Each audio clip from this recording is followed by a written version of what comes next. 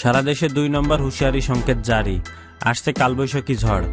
প্রিয় দর্শক, কালবৈশাখী ঝড় কোথায় আঘাত হানবে এবং কখন কালবৈশাখী ঝড় প্রবাহিত হবে ইত্যাদি সকল খবর জানাবো এই ভিডিওটিতে। চলুন শুরু করা যাক। তীব্র তাপদাহের মধ্যে ঢাকাসহ দেশের বিভিন্ন অঞ্চলে ঝড় বৃষ্টি হচ্ছে। একই সঙ্গে 8 অঞ্চলে 80 কিলোমিটার বেগে ঝড় হতে পারে বলে জানিয়েছে আবহাওয়া অধিদপ্তর। রাত 1টা পর্যন্ত দেওয়া পূর্বাভাসে আবহাওয়া অফিসের আবহাওয়াবিদ মোহাম্মদ আব্দুর বজলুর রশিদ জানিয়েছেন, ঢাকা, ফরিদপুর, মাদারীপুর, পটুয়াখালী, নোয়াখালী, কুমিল্লা, চট্টগ্রাম, সিলেট অঞ্চলের উপর দিয়ে পশ্চিম উত্তর পশ্চিম দিক থেকে ঘন্টায় 60 থেকে 80 কিলোমিটার বেগে বৃষ্টি, বজ্রবৃষ্টি সহ অস্থায়ী দমকা বা শক্তিশালী ঘূর্ণিঝড় বা কালবৈশাখী ঝড় বয়ে যেতে পারে। এসব এলাকার নদীবন্দরগুলোকে 2 নম্বর হুঁশিয়ারি সংকেত দেখাতে বলা হয়েছে। অন্যান্য দিনের মতো আজও সকাল থেকে সূর্যের উজ্জ্বল কিরণে জনজীবন বিপর্যস্ত হয়ে পড়েছে।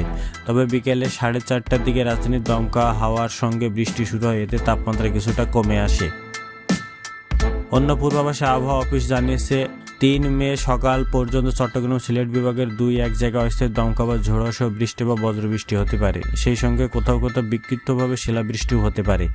এছাড়া দেশ অন্যত্র অস্থায়ী আংশিক আকাশ মেঘলা সহ আবহাওয়া প্রধানত শুষ্ক থাকতে পারে। এদিকে চুয়াডাঙ্গা, বাগেরহাট জেলার উপর দিয়ে তীব্র তাপপ্রবাহ এবং রাজশাহী, ময়মনসিংহ, ঢাকা, বরিশাল, চট্টগ্রাম, সিলেট ও খুলনা বিভাগের অবশিষ্টাংশের উপর দিয়ে মৃদু থেকে মাঝারি ধরনের তাপপ্রবাহ বয়ে যাচ্ছে, তা কিছু জায়গা থেকে প্রশমিত হতে পারে। সারা দেশে দিন এবং রাতের তাপমাত্রা অপরিবর্তিত থাকতে পারে। বৃহস্পতিবার সকাল থেকে শুক্রবার চট্টগ্রাম এবং সিলেট বিভাগের 2-1 জায়গায় অস্থায়ী দমকা বা ঝোড়ো সহ বৃষ্টি, বজ্রবৃষ্টি বা কালবৈশাখী হতে পারে। সেই সঙ্গে কোথাও কোথাও বিক্ষিপ্তভাবে শিলাবৃষ্টি হতে পারে। এছাড়া দেশে অন্যত্র অস্থায়ী আংশিক আকাশ মেঘলা সহ আবহাওয়া প্রধানত শুষ্ক থাকতে পারে।